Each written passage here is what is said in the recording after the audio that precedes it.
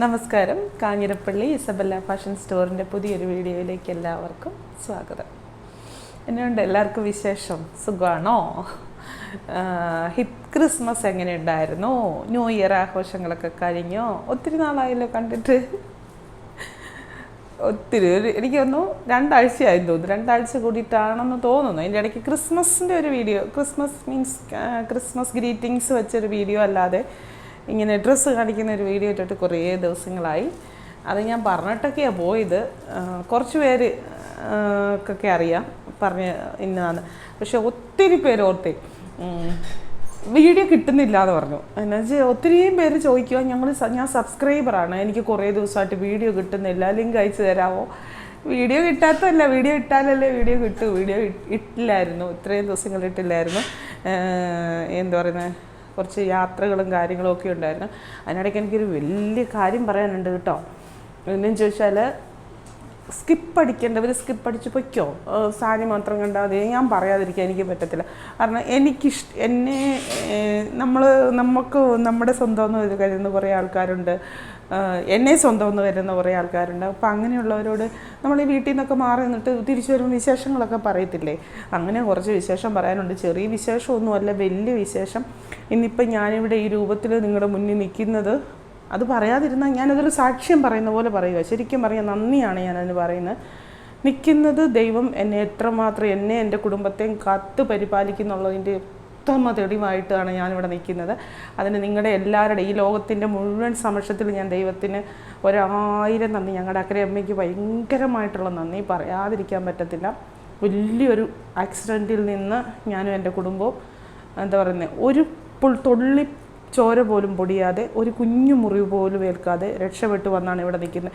അത് ഒരു 48 മണിക്കൂറായി കാണത്തില്ല ഈ സംഭവം നടന്നിട്ട്.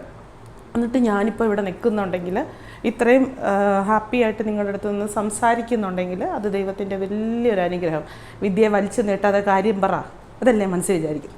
ഞങ്ങളുണ്ടല്ലോ ബാംഗ്ലൂർക്ക് പോയിരിക്കുമായിരുന്നേ. ആദ്യം ഒരു കാര്യം കൂടെ പറയട്ടെ.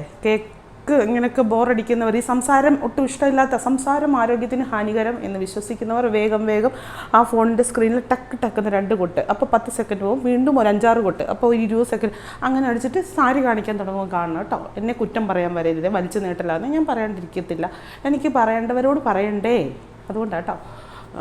ഇപ്പം ബാംഗ്ലൂർക്ക് പോയി, കാറിനാണ് പോയപ്പം എന്തോ ഒരു സുഖമില്ലായ്മകളുണ്ട്. എല്ലാ കാര്യങ്ങളും ഓക്കെയാണ്, പക്ഷേ ചില വണ്ടിക്കൊക്കെ ചെറിയ പ്രോബ്ലംസൊക്കെ കാണിക്കുന്നു. അങ്ങോട്ട് പോയപ്പോഴൊക്കെ എന്തോ പോയ കാര്യങ്ങളെല്ലാം സാധിച്ചു. ചെറിയൊരു ഫാമിലി ട്രിപ്പ് പർച്ചേസ് എല്ലാം കൂടെ കൂടിയാണ് പോയത്. എല്ലാം നടന്നു. തിരിച്ചു പോരാനായിട്ട് എന്താ പറയുക, ബോറടിക്കുമോ? തിരിച്ചു പോരാനായിട്ടാണെങ്കിലേ വന്നപ്പോഴത്തേനും എനിക്ക് രാവിലെ വെളുപ്പിന് 4:30 പോരാ, എണീറ്റപ്പോൾ വയറിനൊരു സുഖമില്ല, ഭയങ്കര ബുദ്ധിമുട്ടും കാര്യങ്ങളും ഒക്കെ. അതിനൊരു ടാബ്ലറ്റൊക്കെ കഴിച്ച്, അപ്പോൾ ആ ടാബ്ലറ്റ് കഴിച്ചതിൻ്റെ പേരിൽ വയറിന് ഭയങ്കര വേദന. ഞാൻ എൻ്റെ കുട്ടികളുടെ ഡെലിവറി ടൈമിലെ ഈ വേദന അനുഭവിച്ചിട്ടുള്ളൂ. അത്രയ്ക്കുള്ള ഒരു ഭീകരമായിട്ടുള്ള വേദന വന്ന വഴിക്കല്ല. എന്നിട്ട് അവിടെ വന്ന വഴിക്ക് സേലത്താൻ തോന്നുന്നു, ഒരു ഹോസ്പിറ്റലിൽ കയറി ഒരു ഇഞ്ചക്ഷനൊക്കെ എടുത്തിട്ട് വീണ്ടും വരിക. വന്നുകൊണ്ടിരുന്നപ്പോൾ വഴി വെച്ച് ഡിണ്ടിഗൽ എന്ന് പറഞ്ഞ സ്ഥലത്ത് വെച്ച് വലിയ ഹൈവേയിൽ, 8 വരി പാതയോ അങ്ങനെ എന്തോ ഹൈവേയിൽ വെച്ച് ഞങ്ങളുടെ വണ്ടി ആക്സിഡൻ്റായി. എൻ്റെ ഹസ്ബൻഡ് വേറൊരു ഒരു ബൈക്കുകാരനെ രക്ഷിക്കാനും കണ്ട് വെട്ടിച്ചത്. അത് ഭയങ്കര സ്പീഡ്, 100-120 കിലോമീറ്റർ സ്പീഡിൽ വണ്ടികൾ ചീറിപ്പാഞ്ഞുകൊണ്ടിരിക്കുന്ന റോഡാണല്ലോ. എൻ്റെ പൊന്നു തമ്പുരാനെ, ഞാൻ പനിച്ച്, എന്നിട്ട് ഈ വയറിൻ്റെ ഇൻഫെക്ഷൻ കാരണമായിരിക്കാം, നല്ല പനിയാണ്. അപ്പം ഹസ്ബൻഡും മക്കളും വണ്ടിയിരുന്ന് പറയുന്നുണ്ട് ഇവിടെ ഹോസ്പിറ്റലിൽ കയറാം. അപ്പോൾ ഞാൻ ഒരു വിധത്തിന് സമ്മതിക്കും, എനിക്ക് എങ്ങനെയെങ്കിലും കാഞ്ഞിരപ്പള്ളിയിൽ എത്തിയാൽ മതി. എന്നിട്ട് വണ്ടി എന്നുവെച്ചാൽ ഒരു ഹോസ്പിറ്റലിൽ കയറിയാൽ എനിക്കറിയാം, പരിചയമില്ലാത്ത സ്ഥലം, ഇവർ ഭയങ്കരമായിട്ട് ബുദ്ധിമുട്ടും, എനിക്കും പറ്റത്തില്ല. നമുക്കൊരു ഇതില്ലല്ലോ, എങ്ങനെയെങ്കിലും നാട്ടിലെത്തി കഴിഞ്ഞിട്ടാട്ടെ, അതുവരെ പിടിച്ച് നിൽക്കണം. എന്നിട്ട് ഞാനിങ്ങനെ വണ്ടിയിലിരുന്ന് അക്കരയമ്മേ ഇങ്ങനെ പ്രാർത്ഥിച്ചുകൊണ്ടേ ഇരിക്കും കേട്ടോ. എനിക്ക് എന്നുവെച്ചാൽ എൻ്റെ ഇതൊന്നും ഓക്കെ ആകുന്നതുകൊണ്ട് ഇടയ്ക്ക് തടസ്സമൊന്നും വരാതെ വീട്ടിലെത്തണമെന്നായിരുന്നു എൻ്റെ പ്രാർത്ഥന. പക്ഷെ അക്കരമേ അത് വേറെ രീതിക്ക് എന്നെ സംരക്ഷിച്ചതെന്നാണ് പറയേണ്ടത് കേട്ടോ, എന്നെയല്ല എൻ്റെ കുടുംബത്തെ. എന്നിട്ട് ഭയങ്കരമായിട്ടുള്ള എന്നതാണ് സംഭവിച്ചതെന്ന് എനിക്കറിയത്തില്ല. വണ്ടികൾ തമ്മിൽ കൂട്ടിയിടിച്ച്, വേറൊരു വണ്ടി, എൻ്റെ ഹസ്ബൻഡിൻ്റെ വണ്ടി, പിന്നെ എന്തൊക്കെയോ എന്നാ സംഭവിച്ചത് എനിക്ക് പറഞ്ഞു തരാം. സത്യം പറഞ്ഞാൽ എനിക്കറിയത്തില്ല. ഞാൻ ഓർത്ത് എല്ലാം തീർന്നു. വേറെ വണ്ടിയൊക്കെ ഇടിച്ചില്ലേ, ആർക്കെങ്കിലും എന്തെങ്കിലും പറ്റിയോ ഒന്നും അറിയത്തില്ല. എനിക്ക് മൊത്തത്തിലങ്ങ് തല കറങ്ങി. ഹസ്ബൻഡിൻ്റെ മക്കൾക്ക് ഒരു പ്രശ്നവുമില്ല, എൻ്റെ മാത്രം ഇങ്ങനെ ഈ ചെസ്റ്റ് പോയി ഫ്രണ്ടിലിടിച്ചു. സീറ്റിലാണ്, എവിടെയാണെന്നൊന്നും നല്ല ഓർമ്മയില്ല കേട്ടോ. ഇടിച്ചു എന്ന് മനസ്സിലായത് കുറച്ച് നേരം കഴിയുമ്പോൾ ഭയങ്കരമായിട്ടുള്ള വേദന. കാരണം ഓർക്കണം, 192 ഡിഗ്രി സെൽഷ്യസ് പനിയിലും കൂടിയാണ് നിൽക്കുന്നത്. എനിക്ക് ഭയങ്കരമായിട്ടങ്ങ് തല കറങ്ങി. അപ്പം ഞാൻ നോക്കിയപ്പം തല കറങ്ങിയിട്ട് ഇവരെല്ലാം വണ്ടിയിൽ നിന്ന് ഇറങ്ങി, വണ്ടിക്ക് വെളിയിലായല്ലോ പെട്ടെന്ന് ഈ സ്പോട്ടിൽ നടക്കുമ്പോഴത്തേക്കുവേ. അപ്പോൾ എൻ്റെ ഇളയ മോന് എൻ്റെ തൊട്ടടുത്തിരിപ്പുണ്ട്, ഞാൻ ബാക്ക് സീറ്റിൽ വരുന്നത്. അത് ഞാൻ മോനോട് പറഞ്ഞു, എനിക്കറിയത്തില്ല, എനിക്ക് പെട്ടെന്ന് പ്രഷർ താഴുന്ന ഒരു പ്രശ്നമുണ്ട്. ചിലപ്പോൾ ടെൻഷൻ കൂടിയാൽ എനിക്ക് പ്രഷർ കൂടുമല്ലോ, താഴ്വ ചെയ്യുന്നത്. പ്രഷർ താഴ്ന്ന തല വട്ടം കറങ്ങും. ഞാൻ ഓർത്തു അവിടെ വെച്ച് ഞാൻ കുഴങ്ങി പോകാമെന്നുണ്ട്. ഞാൻ നോക്കിയപ്പോൾ എൻ്റെ കാലിൻ്റെ ചുവട്ടിൽ പ്രഷർ താഴ്ന്നതാണോ ഷുഗർ താഴ്ന്നതാണോ അറിയില്ല, ഒരു പാക്കറ്റ് പഞ്ചസാര, ഒരു ടിൻ പഞ്ചസാര. അപ്പം എവിടെ പോകാനും ഈ പഞ്ചസാരയൊക്കെ കൊണ്ട് ഞാൻ പോകും. എനിക്ക് കാരണം രാവിലെ ഇപ്പം നമ്മൾ താമസിക്കുന്ന ഹോട്ടൽസിൽ സൗകര്യം ഉണ്ടെങ്കിൽ സൗകര്യമില്ലെങ്കിൽ ഇങ്ങനത്തെ ചെറിയ ചെറിയ പഞ്ചസാര, കോഫി പൗഡർ ഇതൊക്കെ കൊണ്ടാണ് നടക്കണേ. അതെവിടുന്നോ ഈ ഇടിയുടെ ആഘാതത്തിൽ ബാക്കിൽ നിന്നെങ്ങാണ്ട് തെറിച്ചു വന്ന് നമ്മുടെ കാൽക്കേ കിടക്കുക.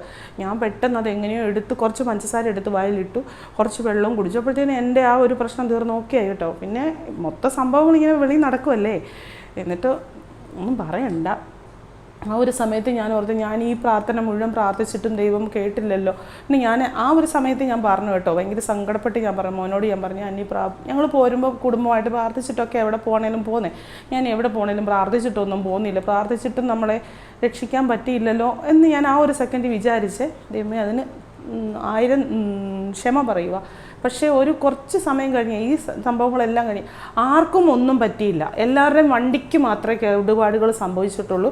പിന്നെ അന്യനാടല്ലേ ഡിണ്ടിഗൽ എന്ന് പറയുന്ന സ്ഥലം, നമ്മുടെ നാടല്ലല്ലോ. അവിടെയുള്ളവർ അവരുടെ ആൾക്കാരുടെ സൈഡ് നിൽക്കുമോ, എന്താ സംഭവിക്കുന്നതെന്ന് അറിയാം, പലവിധ ചിന്തകൾ പോവുക. പക്ഷെ അവരല്ല, ഈ ദൈവദൂതന്മാർ നിൽക്കുന്ന പോലെ നമുക്ക് എന്താ ചെയ്തു തരണ്ടേന്ന് ചോദിച്ച് നിൽക്കുക. ഇപ്പം ഞങ്ങളുടെ റോഡ് ക്രോസ് ചെയ്ത് ഇപ്പോൾ ഈ 4 വരി പാത, അപ്പോൾ നമുക്കൊരു അങ്ങ് ദൂരെയായിട്ട് കാണാം ഒരു ഹോട്ടൽ, നല്ലൊരു സ്റ്റാർ ഹോട്ടലാണ്, നല്ല അശോക ഹോട്ടൽ, അശോക. ആ ഹോട്ടലിൽ എൻ്റെ ഹസ്ബൻഡ് പറഞ്ഞു, ഇപ്പോൾ ഇതിൻ്റെ പ്രൊസീജിയേഴ്സ്, അതായത് ഇൻഷുറൻസ് ഉണ്ടല്ലോ, വണ്ടിക്ക് ഇൻഷുറൻസ്. അതിനു മുന്നേ ഞാനൊരു കാര്യം പറയട്ടെ, അവിടെ വന്ന മുഴുവൻ പേരും പറഞ്ഞ ഒരു കാര്യമുണ്ട്. ഈ വണ്ടി ആയതുകൊണ്ടാണ് ഇവർ കാരണം അത്യാവശ്യം വലിയ സൈസാണ്, XUV 500, അതല്ലേ XUV 500, അതാണ് ഞങ്ങളുടെ വണ്ടി. അപ്പോൾ ഈ വണ്ടി വാങ്ങിച്ചപ്പോൾ ഞാൻ പറഞ്ഞു, മോനോടൊക്കെ ഞാൻ പറഞ്ഞു, വലിയ സൈസായി വണ്ടിക്ക്. ഞാൻ അവനെ ഓമരപ്പേരിട്ട് വിളിക്കുന്ന ബെഗു എന്നാണ്. കാരണം ബെഗൻ പോലെ ഇരിക്കും. അവരത് മാർക്ക് ചെയ്യാനും പറ്റത്തില്ല, ഒന്നും കൊണ്ടുപോകണക്ക് എന്തൊരു പാടാണ് ഇത്രയും വലിയ വണ്ടി എന്നൊക്കെ ഞാൻ ചിന്തിക്കുമായിരുന്നു കേട്ടോ. വലിയ വണ്ടിയല്ലേ, കംഫർട്ടല്ലെന്ന്. പക്ഷെ അന്ന് മോൻ എൻ്റെ അടുത്ത് പറയാൻ, അമ്മേ ഒരു വണ്ടി വാങ്ങിക്കുമ്പോൾ ഫസ്റ്റ് പ്രയോറിറ്റി എന്ന് പറയുന്നത് അതിനകത്ത് നമ്മുടെ സെക്യൂരിറ്റിയാണ്. യാത്രാസുഖം മറ്റുള്ള കാര്യങ്ങളൊക്കെ ഇന്ന് സെക്യൂരിറ്റിയാണ് വലുത്. സെക്യൂരിറ്റി ഒന്നല്ലേ. അപ്പോൾ അന്ന് പറയുമായിരുന്നേ, എന്തെങ്കിലും ആട്ടെ എന്നൊക്കെ, ഞാൻ അങ്ങനെയൊന്നും പറയില്ല. പക്ഷെ ആ വണ്ടി ആയിരുന്നു, ആ വണ്ടി നിലത്തു നിന്നൊന്ന് പൊങ്ങി ഇങ്ങനെ വന്ന് ഇരുന്നു. വണ്ടിയൊന്നും കണ്ട വണ്ടിക്കൊന്നും വലിയ കുഴപ്പമൊന്നും ഇല്ല. പക്ഷേ ആ സമയത്ത് ഒരു ഇഷ്ടംപോലെ ഈ നാഷണൽ പെർമിറ്റ് ലോറികളോ എല്ലാം ചീറിപ്പാഞ്ഞ് വരുന്ന സ്ഥലം, ആ സെക്കൻഡിലൊന്ന് പുറകെ വന്നിടിച്ചായിരുന്നെങ്കിൽ, അല്ലെങ്കിൽ നമ്മൾ എന്തെങ്കിലും ഒന്ന് സംഭവിച്ചായിരുന്നു, ഒന്നും സംഭവിക്കാതെ ദൈവം തൻ്റെ കാവൽ മാലാഹമാരെ തടഞ്ഞു നിർത്തി ഞങ്ങളെ സംരക്ഷിച്ചു. അതാ പറഞ്ഞത്. അപ്പോൾ വണ്ടിയുടെ ആക്സിഡൻറ്റ് ഉണ്ടായിന്ന് കാണുമ്പോൾ റോഡിൽ വരുന്നവർ മുഴുവൻ ചോദിക്കൂല, എന്നേലും പറ്റിയോ. വന്നവർ മുഴുവൻ ഞാൻ എൻ്റെ കാതുകൊണ്ട് കേട്ടോണ്ടിരിക്കും, ഞാൻ വണ്ടിക്കകത്തിരിക്കുവാണല്ലോ, ഈ വണ്ടി ആയതുകൊണ്ട് അവർക്കൊന്നും പറ്റിയിട്ടില്ല എന്ന്. ഇത് എയർ ബാഗ് അതൊന്നും വന്നില്ല, വണ്ടിയുടെ ഫ്രണ്ട് മാത്രം തട്ടിയതേ ഉള്ളൂ. പക്ഷേ അത് ചെരിഞ്ഞങ്ങ് പോകുന്നതൊക്കെ എനിക്ക് ഒരു ഓർമ്മയുണ്ട്. ഇങ്ങനെ കുതിച്ച് വന്ന് ഒരു ടയറിൻ്റെ മണ്ടയിൽ കൂടെ വന്ന് ഇങ്ങനെ വണ്ടി വന്ന് ചെരിഞ്ഞ് ഇങ്ങനെ ഇടിച്ചങ്ങ് നിൽക്കുമായിരുന്നു. എന്നതാ നടന്നതെന്ന് അറിയത്തില്ല. എൻ്റെ പൊന്ന് തമ്പുരാനെ ഒന്നും പറ്റില്ല. എന്നിട്ട് ഞാൻ ഈ ഹോട്ടലിൻ്റെ കാര്യം, ഈ അശോക ഹോട്ടൽ നമുക്ക് കാണും. അപ്പോൾ എൻ്റെ ഹസ്ബൻഡിനും എൻ്റെ മൂത്ത മോനും ഇങ്ങനെ പല കാര്യങ്ങൾ ചെയ്യാനുണ്ടല്ലോ. ഇതിൻ്റെ പോലീസ് സ്റ്റേഷനിൽ റിപ്പോർട്ട് ചെയ്യണം, വണ്ടി അവിടെ സർവീസ് സ്റ്റേഷനിൽ കൊടുക്കണം, അങ്ങനെയുള്ള കാര്യങ്ങളെല്ലാം ചെയ്യാനായിട്ട് കുറേ സമയമെടുക്കും. ഞാൻ പറയുന്നത്, എനിക്ക് അപ്പോഴും എൻ്റെ ഒരൊറ്റ പല്ലവേ ഉള്ളൂ, നമുക്ക് എങ്ങനെയെങ്കിലും വീട്ടിൽ പോകാം, നാട്ടിൽ ചെല്ലണം, എനിക്കത് മാത്രമേ ഉള്ളൂ. എനിക്ക് തീരെ വയ്യ. ഈ ചങ്കും കൂടെ ഇടിച്ചു, പനി, അതിലൂടെ ഈ വയറിനെന്ന് പറഞ്ഞു കഴിഞ്ഞാൽ പറയല്ലേ, ഈ ഡെലിവറിയുടെ പെയിൻ പോലത്തെ പെയിനാണ് ഇടയ്ക്കിടയ്ക്ക് വരുന്നത്. ഇതെല്ലാം സഹിച്ചായിരിക്കുന്നത്. അപ്പോഴത്തേനും ഹസ്ബൻഡ് പറഞ്ഞു, നമുക്ക് ഇത് കഴിഞ്ഞിട്ട് നമുക്ക് പോകാം, അതുവരെ ഞങ്ങളെ വഴി നിർത്താൻ പറ്റത്തില്ല പറഞ്ഞു. ഈ അശോക ഹോട്ടലിൽ നമ്മളെ കൊണ്ടുവന്നു. ഞങ്ങൾ ചെന്നപ്പോഴത്തേനും കുറച്ച് നേരത്തേനും ഒരു 3-4 മണിക്കൂറത്തെ റൂം എടുക്കുക. അവിടുത്തെ ഒരു വലിയ പ്രമാണിയായിട്ടുള്ള ഒരു മനുഷ്യൻ്റെ ഉടമസ്ഥതയിലുള്ള ഹോട്ടലായത്. അദ്ദേഹം എവിടുന്നോ ദൈവം പറഞ്ഞ പോലെ മുന്നിൽ പ്രത്യക്ഷപ്പെട്ടപ്പോഴേ ഞങ്ങളിങ്ങനെ കാര്യങ്ങൾ പറഞ്ഞപ്പോഴത്തേനും ഇത്ര സമയത്തേക്ക് മുറി വേണമെന്ന് പറഞ്ഞപ്പോഴത്തേനും അയ്യോ ഞാൻ എന്തെങ്കിലും സഹായം ചെയ്തു തരണുണ്ടോ നിങ്ങൾക്കെന്ന് ചോദിച്ചു. അദ്ദേഹം അന്നേരം പോലീസ് സ്റ്റേഷനിൽ വിളിക്കുന്ന നല്ല ഹോൾഡുള്ള മനുഷ്യൻ ആ നാട്ടിലെ പുള്ളി അന്നേരത്തേനും സഹായം ചെയ്യുന്നു, നമുക്ക് റൂമാക്കി തരുന്നു, എന്താവശ്യം ഉണ്ടെങ്കിലും പറയുക, സേഫായിട്ടിരിക്കും, ഒന്നും ഓർത്ത് ടെൻഷൻ അടിക്കേണ്ട. പിന്നെ ആ നാട്ടുകാർ മുഴുവൻ, അതായത് നമ്മുടെ വണ്ടി തട്ടിയ ഒരു ഈവൻ അവിടുത്തെ ആ മനുഷ്യർ പോലും നമ്മളെ പരിപാലിച്ച് കൊണ്ടു നടക്കുക. അത് ഇവരെല്ലാം എൻ്റെ മുന്നിൽ ഇപ്പോൾ വെറും മനുഷ്യരല്ല, ദൈവമായി വെച്ച മാലാഹമാർ ഓരോ മനുഷ്യൻ്റെ രൂപത്തിൽ വന്നിരിക്കുക. അതായത് നമ്മൾ ചില സിനിമയ്ക്കകത്ത് അല്ലെങ്കിൽ നമ്മൾ ബൈബിൾ വചനം കേൾക്കും, നിങ്ങൾ എളിയവരെ ആരെയെങ്കിലും സഹായിക്കുമ്പോൾ നിങ്ങൾ എനിക്ക് തന്നെയാണ് തരുന്നത്, ഞാൻ എൻ്റെ പേരിൽ അത് നിങ്ങൾക്ക് തന്നു തീർത്തുകൊള്ളാം. അങ്ങനെയാണത്. കറക്റ്റായിട്ട് ഞാൻ പറയുന്നത് ശരിയാണെന്ന് പറഞ്ഞാൽ എനിക്ക് വചനം അറിയാം, ചിലപ്പോൾ തെറ്റിപ്പോവും. അതാ പറഞ്ഞത്. അപ്പം എനിക്ക് തോന്നുന്നു മുഴുവൻ ഞാനോ എൻ്റെ ഹസ്ബൻഡോ, അത് ഞാൻ പ്രൗഡോടുകൂടി പറയാം, ഞാനോ എൻ്റെ ഹസ്ബൻഡോ എൻ്റെ മക്കളോ ആരെയും ദ്രോഹിച്ച് ജീവിക്കുന്നവരല്ല. അങ്ങനെ ആർക്കും ഒരു ദ്രോഹം ചെയ്യരുത്, നമ്മൾ മൂലം ആരും വിഷമിക്കരുത് എന്ന് പറ്റി നമ്മളാൽ പറ്റുന്ന സഹായം ചെയ്ത് മാത്രം നമ്മൾ ജീവിച്ചു. അത് ചില സമയങ്ങളിൽ ദൈവം അതിന് പ്രതിഫലമായിട്ട് ദൈവം കൊണ്ടുതന്ന ആ ഒരു സംരക്ഷണമാണ് ഞാൻ ഈ കഴിഞ്ഞ ഒരു 48 മണിക്കൂറിനുള്ളിൽ അനുഭവിച്ചത്. എന്നിട്ട് പിന്നെ ഞങ്ങൾ അവിടെ അന്ന് സ്റ്റേ ചെയ്തു. ബോറടിച്ച് നടന്നില്ല, അവരാരും വിടുകയില്ല ഞങ്ങളെ. അതാണ് സത്യം ഉണ്ടായത്. നിങ്ങൾ ഇന്നും പോകണ്ട, നിങ്ങൾ ഈ ദിവസം കഴിയട്ടെ, ഈ ദിവസം കഴിഞ്ഞിട്ട് പോയാൽ മതി.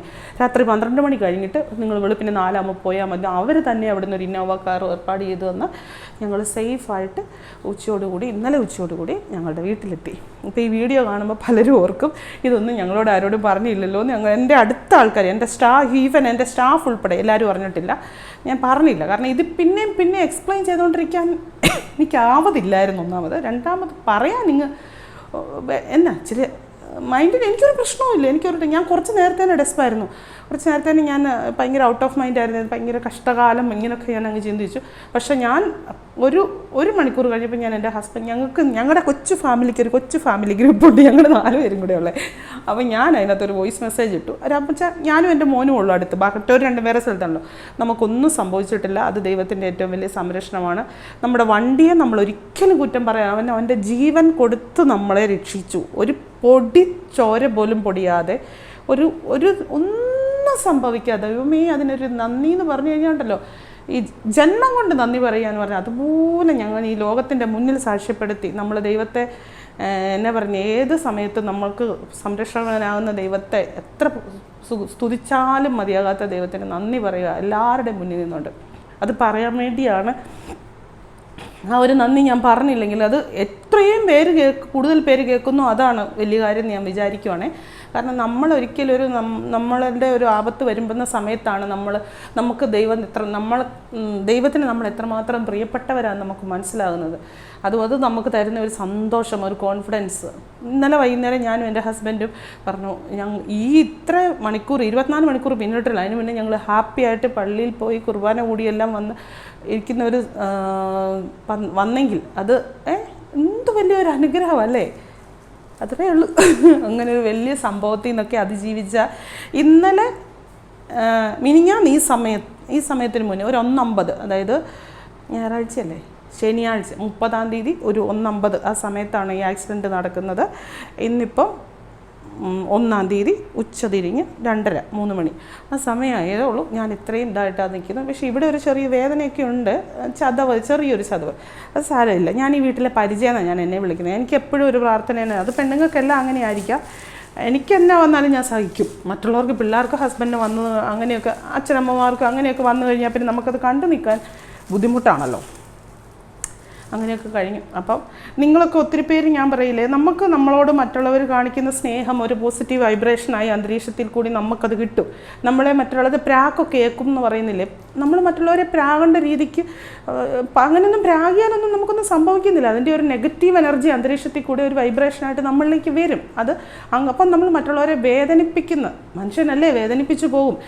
പിന്നെ വേറൊരു കാര്യമുണ്ട്, ഈ ഭൂമിയിൽ മനുഷ്യനായിട്ട് ജനിച്ചാൽ പ്രതിസന്ധികളിൽ കൂടെ കടന്നു പോകാതെ ഒരു മനുഷ്യനും ദൈവത്തിന് പോലും നടന്നിട്ടില്ല. കർത്താവായ യേശു ക്രിസ്തു, ഞാനത് കഴിഞ്ഞ ദിവസം പറഞ്ഞത്, എത്രയോ പേര് അങ്ങനെ പ്രതിസന്ധികളിൽ കൂടെ, ആ പ്രതിസന്ധികൾ നമ്മുടെ ജീവിതത്തിൽ വരും. അവിടെ ദൈവം നമ്മളെ കാത്ത് പരിപാലിക്കുന്നതാണ് നമ്മളുടെ ഏറ്റവും വലിയ അനുഗ്രഹം എന്ന് പറയുന്നത്. അപ്പോൾ എന്നാ പറയുന്നത്, ഇപ്പം നിങ്ങളൊക്കെ ഒത്തിരി പേര് തരുന്ന ഒരു സ്നേഹത്തിൻ്റെ വൈബ്രേഷനും എന്നെ സഹായിച്ചിരിക്കാം. ഞാൻ സത്യമായിട്ടും പറയാം, അങ്ങനെ ഉണ്ട്. നമ്മളെ ഒത്തിരി പേര് സ്നേഹിക്കുന്നവരുണ്ടെങ്കിൽ അവരുടെ ഒരു അനുഗ്രഹം, ഒരു സ്നേഹം, ഒരു പോസിറ്റീവ് വൈബ്രേഷനായിട്ട് നമ്മൾ കാണും. എന്ത് കാര്യയ്ക്ക് മറ്റു ചിലർ മോശപ്പെട്ട് വെച്ചാൽ എന്ത് പറഞ്ഞാലും പ്രാകുകയും ചിന്തിക്കുകയും ചെയ്യുന്ന ആൾക്കാർ പറയുന്നൊന്നും നമ്മൾ കേൾക്കാതെ പോകും. ഇതൊക്കെ ഉള്ളതാണ്. അല്ലാതെ ഇവിടെ വേറെ എന്നാ പറഞ്ഞേ കൂടോത്രവും മന്ത്രവാദവും ഒന്നും അല്ല ഉള്ളത്. ഇതൊക്കെ തന്നെയാണ് ഉള്ളത്. അപ്പം നമുക്കിനി സാരി കാണാം. ഇന്നിപ്പം വലിയ പുതിയ പ്രത്യേകതകളുള്ള സാരികളൊന്നും അല്ല. സാരികളൊക്കെ ഇഷ്ടംപോലെ വന്നിട്ടുണ്ട്, ഇഷ്ടംപോലെ കുർത്തി എല്ലാ സാധനങ്ങളും വന്നിട്ടുണ്ട്. പക്ഷേ ഇന്നിപ്പോൾ എടുത്ത് വെച്ചേക്കുന്ന കാണിച്ചിട്ടില്ല എന്ന് ഞാൻ പറയും. ഈ കാണിച്ചിട്ടില്ലാത്ത സാരികളാണ് പ്രിൻറ്റഡ് സിൽക്കിൻ്റെ ഫങ്ഷൻ വെയർ സാരി. ഇതിപ്പം ഒരു മെറൂൺ ഷെയ്ഡേ കൂടെ ഒരു ചെറുപയർ പച്ച കളർ ബോർഡർ. അതിൻ്റെ മുന്താണി വന്നിട്ട് ഇങ്ങനെ. മുന്താണിക്ക് ഈ നമ്മുടെ ലിനൻ സാരിക്കൊക്കെ വരുന്ന പോലെ ഇങ്ങനെ ഒരു മുന്താണിക്ക് അതിനകത്ത് വലിയൊരു ഇമ്പോർട്ടൻസ് കൊടുക്കാതെ ചെയ്തിരിക്കുന്ന ഒരിതാണ്. ഇങ്ങനെ വരും മുന്താണി. കാണിക്കാമോ ഇങ്ങോട്ട്? ലിനൻ സാരിക്കൊക്കെ വരുന്ന പോലെ ഒരു മങ്ങിയ ഷെയ്ഡ് അങ്ങനെ രീതിക്കാണ് മുന്താണി വരുന്നത്. ബ്ലൗസ് വന്നിട്ട് ഇത് ഉണ്ടോ, ഈ ഒരു ഇത് വരും. പിന്നെ പ്രിൻറ്റഡ് സിൽക്കിൻ്റെ ബ്ലൗസിൻ്റെ മെറ്റീരിയൽ വരുമ്പം അതാരും തെറ്റിദ്ധരിക്കരുത്. നിങ്ങൾക്ക് ഇഷ്ടമുണ്ടെങ്കിൽ ബ്ലൗസ് തയ്ച്ചാൽ മതി. ഇത് ഡാമേജോ കാര്യങ്ങളോ ഒന്നുമല്ല. ഇത് ഈ പ്രിൻറ്റഡ് സിൽക്കിൻ്റെ മെറ്റീരിയലെല്ലാം വരുന്നതാണ്. ഇങ്ങനൊരു അവിടെ ഇവിടെ ഡൈ പിടിക്കാത്ത ഒരു ഡിസൈൻ പോലൊരു സാധനം. ഇത് ഒരിക്കലും ഡാമേജ് അല്ല. നിങ്ങളത് ഞാൻ പറഞ്ഞു തന്നെയാണ് തരുന്നത്. കാരണം എന്താണെന്ന് വെച്ചാൽ ഇത് പ്രിൻറ്റഡ് സിൽക്കിൻ്റെ മെറ്റീരിയലെ പലതേലും നമ്മൾ കാണുന്ന ഒരെണ്ണത്തേലോ രണ്ടെണ്ണത്തേലോ അല്ല, മിക്കതേലും ഉണ്ട്. അപ്പം നിങ്ങൾ ബ്ലൗസ് തയ്ക്കുന്നതിന് മുന്നേ അത് നോക്കി പരിശോധിച്ച് അത് ഓക്കെ ആണോ നോക്കിയിട്ട് ബ്ലൗസ് തയ്ക്കുക. അല്ലെങ്കിൽ വേറെ ബ്ലൗസ് എടുത്ത് തയ്ക്കുക. അത് ഓക്കെ ആണെങ്കിൽ തയ്ക്കുക. ഇതാണ് ബ്ലൗസ്. ഈ സപാമ്പോ ഈ ഒരു ബോർഡറും ഇതാണ് ബ്ലൗസ്. കണ്ടു അല്ലേ? മെറൂണ് ഒരു ബാറ്റിക് ഡിസൈനൊക്കെ ആയിട്ട്. എല്ലാം മെറ്റീരിയൽ സെയിമാണ്. ഡിസൈനും കളർ കോമ്പിനേഷൻസും വ്യത്യാസം.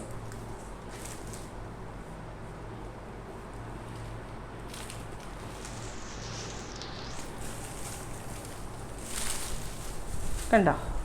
ഗ്രീൻ, ചെറുപയർ ഗ്രീനും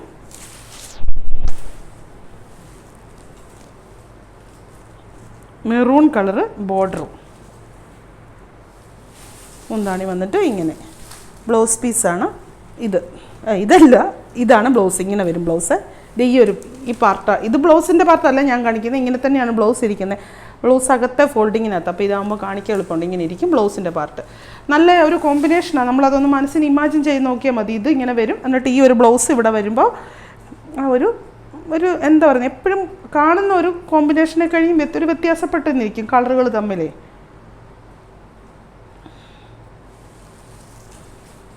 നല്ല ഫങ്ഷൻ വെയർ സാരിയാണ്. പിന്നെ അങ്ങ് ഹെവി ഫങ്ഷൻ വെയർ അല്ല. നമ്മുടെ വിസ്കോസ് ബനാറസി എന്നും പോലെ അത്ര ഹെവി ആയിട്ടുള്ളതല്ല. എന്നാലും അത്യാവശ്യം നീറ്റായിട്ടുള്ള ഒരു ഫങ്ഷൻ വെയർ സാരി. നമുക്ക് ഇത് ഫങ്ഷൻ അല്ലാതെയും ഒക്കെ ഉടുക്കാം. ഇതിൻ്റെ വ്യത്യാസപ്പെട്ടാണല്ലോ ഡിസൈൻ മീൻസ് മുന്താണി. ഇതിൻ്റെ മുന്താണി വരുമ്പോൾ ഇങ്ങനെ വരും. കോമ്പിനേഷൻസാണ് ഒരു റെയർ അങ്ങനെ എപ്പോഴും കാണാത്ത കോമ്പിനേഷൻസാണ്. നമ്മൾ ചിലപ്പോൾ കാഞ്ചീവരത്തിനൊക്കെ വരുന്ന പോലെ വേറെ കോമ്പിനേഷൻസാണ് വരുന്നത്. നല്ല സോഫ്റ്റാണ് മെറ്റീരിയൽ കേട്ടോ. നല്ല സോഫ്റ്റാണ്. പക്ഷെ ഒട്ടും ഫ്ലോയി അല്ല. ഭയങ്കരമായിട്ട് സോഫ്റ്റാണ്. നല്ല സുഖം ഉടുക്കാനായിട്ട്. ഇനിയിപ്പോൾ ചൂടൊക്കെ വരുമ്പോൾ ഫംഗ്ഷനൊക്കെ പോകുമ്പോൾ കഷ്ടപ്പെട്ട് സാരി ഉടുത്ത് നടക്കണ്ട. നല്ല സൂപ്പർ കംഫർട്ടായിട്ട് നടക്കാം. ഇത് മെറൂണ്, ഇതൊരു ബ്ലൂ കളറ് ബ്ലൗസ്. ഇതിനെ ഞാൻ കാണിക്കുവാണേ. ഇത് കാണിക്കുന്നത് എന്തിനാണെന്ന് ചോദിച്ചാൽ ഇതിങ്ങനെ വരുന്നതെന്ന് കാണിക്കാൻ വേണ്ടി കേട്ടോ. ഇത് ഡാമേജ് ആണെന്ന് പറഞ്ഞ് ആരും കംപ്ലൈൻറ്റ് പറയാതിരിക്കാൻ വേണ്ടിയിട്ടാണ്. ഇതിങ്ങനെയാണ് ഇത് വരുന്നത്. ഒരെണ്ണത്തേലോ രണ്ടെണ്ണത്തേലോ അല്ല. ഇത് ഈ ഡൈ ചെയ്യുന്നതിൻ്റെ ഈ പ്രിൻറ്റഡ് സിൽക്കിൻ്റെ ഒരു പ്രത്യേകതയായിട്ട് ഞാൻ കണ്ടത് ഡൈ ചെയ്യുന്നതിൻ്റെ എന്തെങ്കിലും ഇതായിരിക്കാം. ബ്ലൗസ് തയ്ക്കണമെങ്കിൽ അത് തന്നെ തയ്ക്കാം. അല്ലെങ്കിൽ ഒരു മെറൂൺ കളർ ബ്ലൗസ് ഇട്ടാലും നല്ലത്. എന്നിട്ട് ആ ബോർഡർ കയ്യെ വെച്ചാൽ മതി. അതിൻ്റെ മാത്രം മുന്താണി വേറെയാണല്ലോ.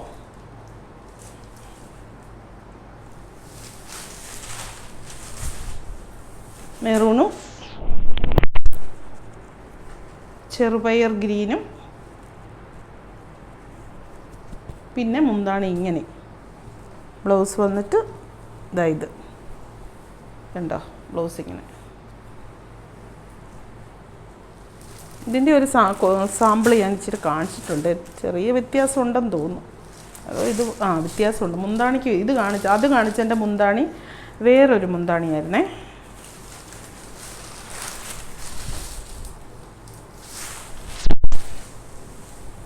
കണ്ടോ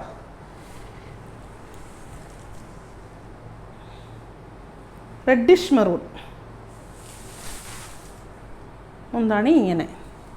ബ്ലൗസ് ബ്ലാക്ക് വന്നിട്ട് ഈ ഒരു ബ്ലാക്ക് വന്നിട്ട് ഈ ഒരു ബോർഡർ കയ്യിൽ ബാട്ടിക് പ്രിൻ്റ്. ഇനി ആ ബാട്ടിക്കിൻ്റെ തന്നെ വേറൊരു ബ്ലൂവും മെറൂണും.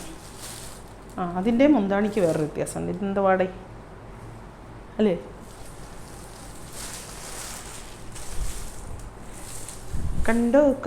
കണ്ടില്ല. അയ്യോ, കുറച്ച് ദിവസം അവധിയൊക്കെ കഴിഞ്ഞ് വന്നോണ്ടേ ഇപ്പം വീട്ടിൽ ചുമ്മാ ഇരിക്കുവാന്നാ വിചാരം. എൻ്റെ പാട്ടൊക്കെ ഉണ്ടോ? ഇത് എന്താണ്? ഞാനിപ്പോൾ ഇതിനകത്തൂടെ ഇങ്ങനെ ഈ ഉണ്ട് ബ്ലൗസ് ഇതാണേ. ഇങ്ങനെ ആക്സിഡൻ്റ് ആയ കാര്യം പറയുമ്പോൾ പലരും മിക്കവാറും എന്നോട് ഇച്ചിരി ഇതൊക്കെ പറയാൻ ചാൻസ് ഉണ്ട്. കാരണം നമ്മുടെ വീട്ടിൽ വളരെ അടുത്തവർക്ക് മാത്രമേ ഇതറിയത്തുള്ളൂ. ആരോടും പറഞ്ഞൊന്നുമില്ല. ആക്സിഡൻ്റ് ആയി എന്ന് വിളിച്ച് പറഞ്ഞ് മറ്റുള്ളവരെയും കൂടെ ഇതാക്കിയിട്ട് എന്നെ എടുക്കാനാ. നമുക്കത് സ്വയമേ ഹാൻഡിൽ ചെയ്യാൻ പറ്റി. അപ്പോൾ പിന്നെ ഈ കഥ വിളിക്കുമ്പം പറയാം, കുഴപ്പമൊന്നുമില്ലല്ലോ എന്നോർത്ത് കേട്ടോ. ആരും ഒന്നും തോന്നല്ലേ, മാമനോടൊന്നും തോന്നല്ലേ. മാമനല്ല, മാമിയാണ്. ഇതെന്നാ ഒരു ഫോൾഡിങ് അല്ലേ? ഞാൻ എങ്ങനെ കാണിക്കും? ഇതുണ്ട്, ഇതാ നല്ല വശം.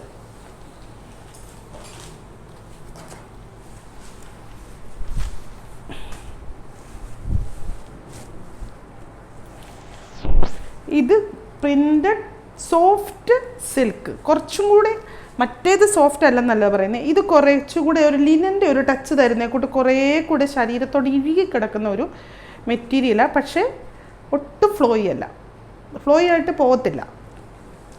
എന്തോ ഒരു കോട്ടൻ്റെ ഒരു സ്റ്റഫ് കയറിയേക്കുന്ന പോലെ, നമ്മൾ കോട്ടൺ ലിനനൊക്കെ ഇടുന്ന പോലെ. അതിന് പക്ഷേ ഒരു സിൽക്കിൻ്റെ ഒരു ഇച്ചിരി ഒരു ഇതിനകത്ത് കോട്ടൻ്റെ ഇത് ഇങ്ങനൊരു ബോർഡർ. സാരി കണ്ടാൽ നമുക്ക് വലിയ സംഭവം തോന്നുകയല്ലോ. പീച്ച് ഷെയ്ഡാണേ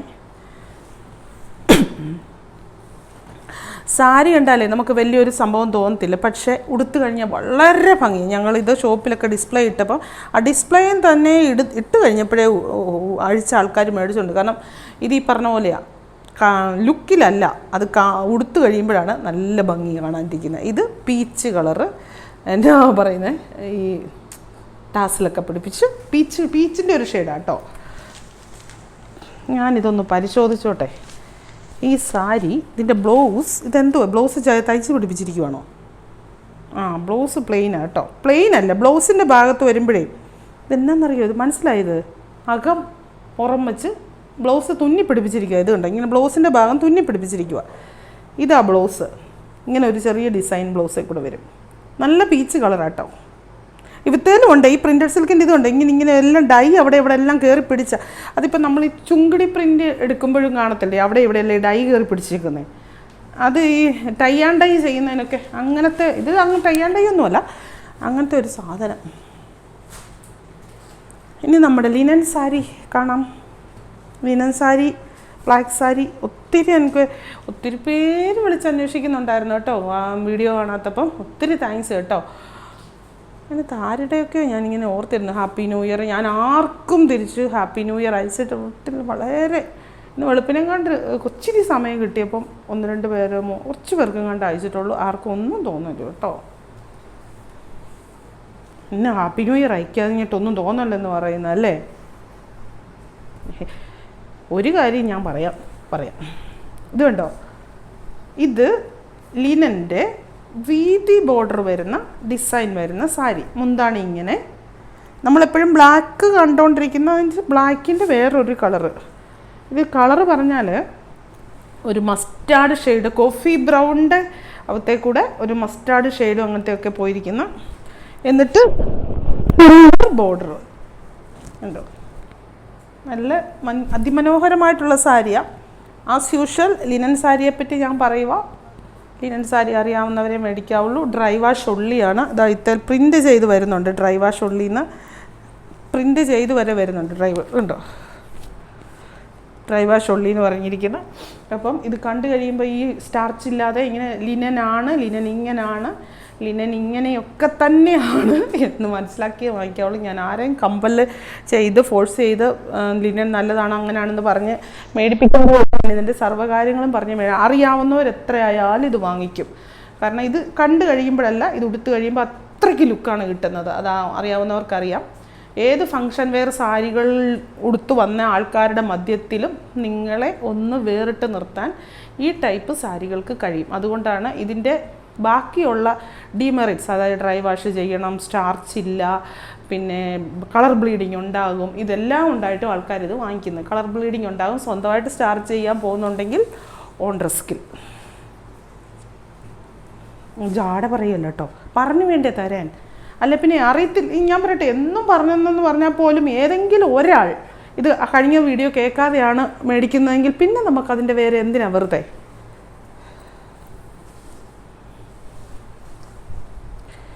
ബ്ലാക്ക് വിത്ത് മെറൂൺ, ഉണ്ടോ, deep jet black with maroon and white silver border. മുന്താണി ഇങ്ങനെ.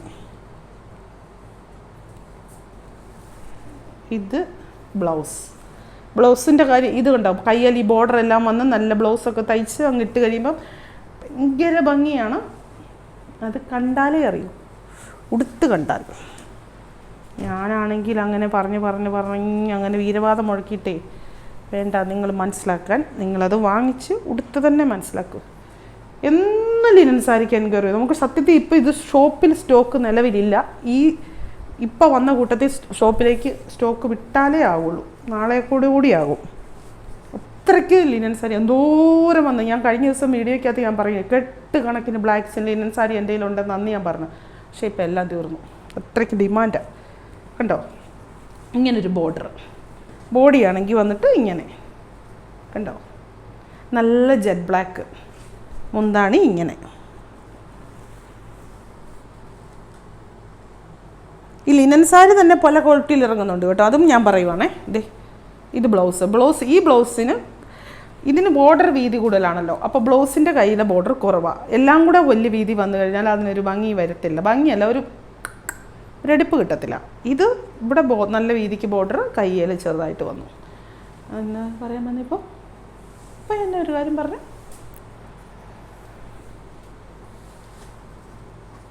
അയ്യോ, എല്ലാം കണക്കാണോ?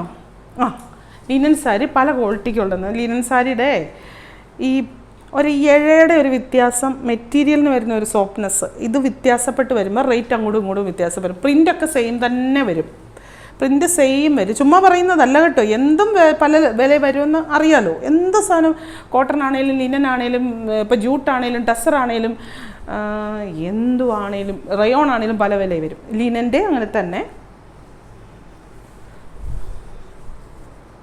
ഇത് കുറച്ചും കൂടെ സോഫ്റ്റാണ് ഇതിൻ്റെ ബോഡി. എന്നാൽ ഒരു കോട്ടൻ്റെ ഒരു ടച്ച് ഉണ്ട് താനും. സ്റ്റാർച്ച് ചെയ്യേണ്ടതല്ല ശരിക്കും. ഇത് ശരിക്കും സ്റ്റാർച്ച് ചെയ്തല്ല ഉപയോഗിക്കേണ്ടത്. പിന്നെ സ്റ്റാർച്ച് ചെയ്തേ ഇഷ്ടപ്പെടൂ എന്നുള്ളവർക്ക് സ്റ്റാർച്ച് ചെയ്യാം, വിരോധമൊന്നുമില്ല.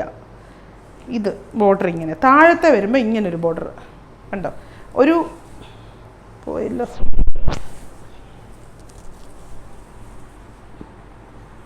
ഇത്രയും പാട്ട് കണ്ടോ, കാണാവോ?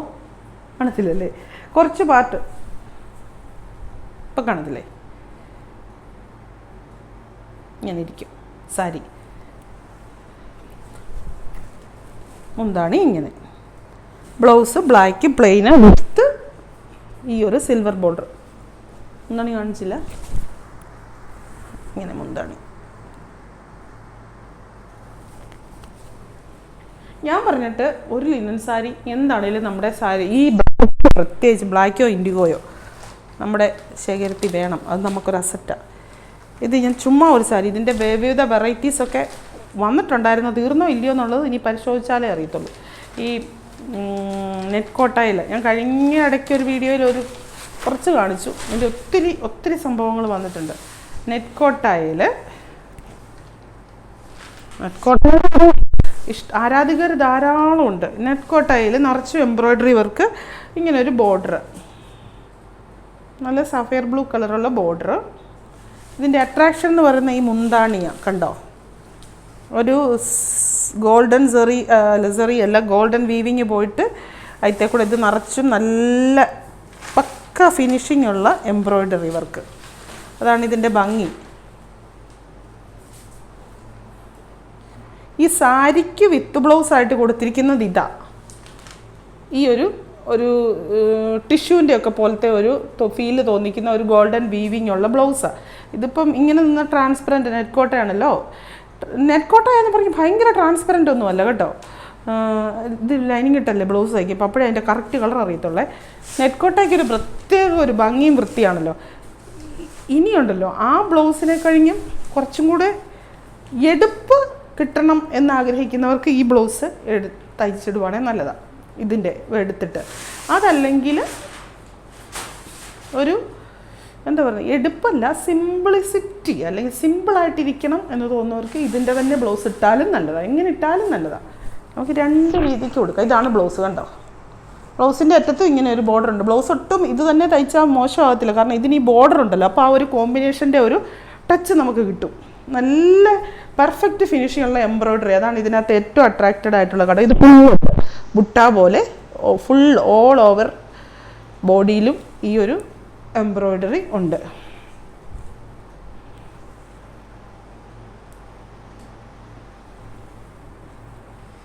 തീർന്നില്ലേ? ഇന്ന് ഇത്ര സാരിയല്ലേ ഉള്ളൂ. ഇനി ഒറ്റ ദിവസം വീഡിയോ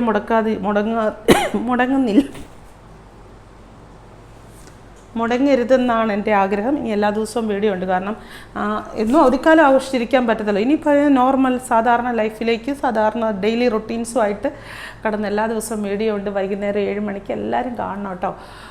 പിന്നെ ഒത്തിരി വെറൈറ്റി സാരികളും കുർത്തികളൊക്കെ എന്തേലും കാണിക്കുമെന്ന് എനിക്കറിയത്തില്ല. ഫുൾ സെറ്റില്ലേ, ആലിയ കട്ട്, അല്ലാതെ കട്ട്, ഫുൾ സെറ്റ്, ടോപ്പും ബോട്ടും ഷോളും അങ്ങനെയുള്ളത് എല്ലാം വന്നിട്ടുണ്ട്. സമയം പോലെ നമുക്ക് കാണാം. പിന്നെ എല്ലാവർക്കും, എൻ്റെ പ്രിയപ്പെട്ട എല്ലാ കസ്റ്റമേഴ്സിനും ലോകം മുഴുവനും സന്തോഷത്തിൻ്റെ, സമാധാനത്തിൻ്റെ ഒരു പുതുവർഷം ആശംസിക്കുന്നു. നല്ലൊരു വർഷമാകട്ടെ. ഞാൻ പറയുന്നത് ഇതാണ്, നമ്മുടെ കൂടെ ഈ വർഷം ഉള്ളവരെല്ലാം നമുക്ക് അടുത്ത വർഷം ഉണ്ടായിരിക്കട്ടെ. നമുക്ക് സമ്പത്ത് പോയെങ്കിൽ നമുക്കുണ്ടാക്കാം, ആരോഗ്യം പോയെങ്കിലും നമുക്ക് തിരിച്ചു പിടിക്കാം. നമുക്ക് ആരും നഷ്ടപ്പെടാതിരിക്കട്ടെ. അത് മാത്രമേ എനിക്ക് എൻ്റെ ഓരോ പുതുവർഷത്തിലും എൻ്റെ ഏറ്റവും വലിയ പ്രാർത്ഥന അത്. ആരും നമ്മുടെ കൂട്ടത്തിൽ, നമ്മുടെ വേണ്ടപ്പെട്ടവരാകട്ടെ, നമ്മുടെ പരിചയക്കാരാകട്ടെ, നമ്മുടെ ബന്ധുമിത്രാദികളാകട്ടെ, നമ്മുടെ കൂടെ ജോലി ചെയ്യുന്നവരാകട്ടെ, ആരും നമ്മുടെ കൂട്ടത്തിൽ നിന്ന് വേർപിരിഞ്ഞു പോകാതെ അങ്ങനെയൊന്നും വരാതെ ഇരിക്കട്ടെ. സമ്പത്തോ മറ്റു കാര്യങ്ങളോ ഒന്നുമല്ല വലുത്. നമുക്ക് കൂടെ ഉള്ളവരൊക്കെ, ഞാൻ ഉദ്ദേശിച്ചത് എന്നേക്കുമായിട്ടുള്ള വേർപിരിയൽ എന്ന് പറഞ്ഞാൽ പല രീതിക്കുണ്ട്. പിണങ്ങിപ്പോകലാവാം അല്ലേ, അങ്ങനെ പല രീതിക്കുണ്ട്. പിണങ്ങിപ്പോകാം, അങ്ങനത്തെ ഒന്നും ഉണ്ടാകാതിരിക്കുക. എല്ലാവരുമായിട്ടും രമ്യതപ്പെട്ടു പോകാൻ, എല്ലാവർക്കും പരസ്പരം അങ്ങോട്ടും ഇങ്ങോട്ടും മനുഷ്യരെ അങ്ങോട്ടും ഇങ്ങോട്ടും മനസ്സിലാക്കാൻ പറ്റുന്ന ഒരു പുതുവർഷം എല്ലാവർക്കും സ്നേഹപൂർവ്വം ആശംസിക്കുന്നു. വീണ്ടും നാളെ വൈകുന്നേരം 7 മണിക്ക് കാണാം. വീഡിയോ ഒന്നും ഇനി കാണാതിരിക്കരുത് കേട്ടോ. ഇനിയിപ്പോൾ ഈ കുറച്ച് ദിവസം എല്ലാവരും വീഡിയോ ഇല്ലാതിരുന്നതുകൊണ്ടേ പലരും കാണാനൊക്കെ ലേറ്റ് ആവുമായിരിക്കാം. Thank you.